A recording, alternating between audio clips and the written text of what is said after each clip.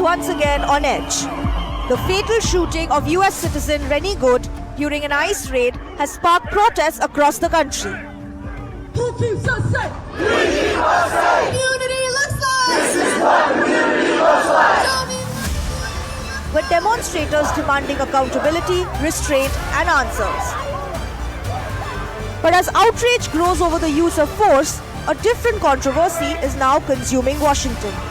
One about language, symbolism, and power.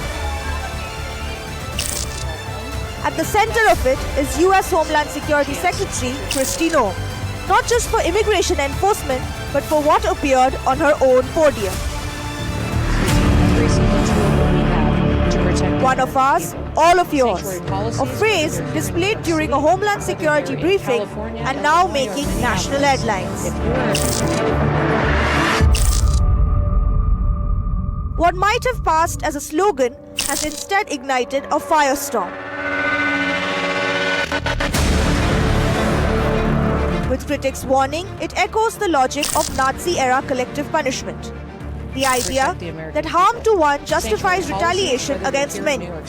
Historians and fact-checkers argue that there is no documented evidence that this exact phrase was an official Nazi slogan. But critics argue that the concern is about what it signals. The symbolism becomes harder to dismiss when placed in context.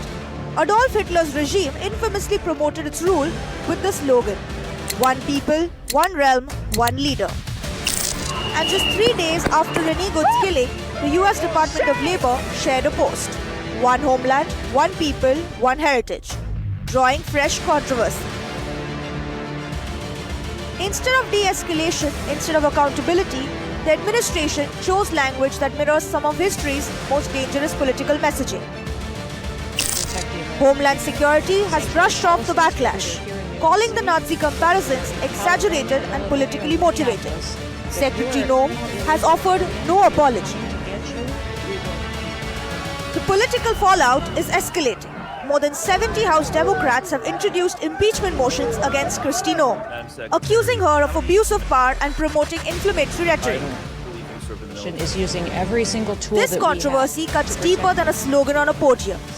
When the state speaks in terms of collective blame than individual rights, history tells us what happens next. And right now, the signals coming from Washington is one many Americans find deeply unsettling.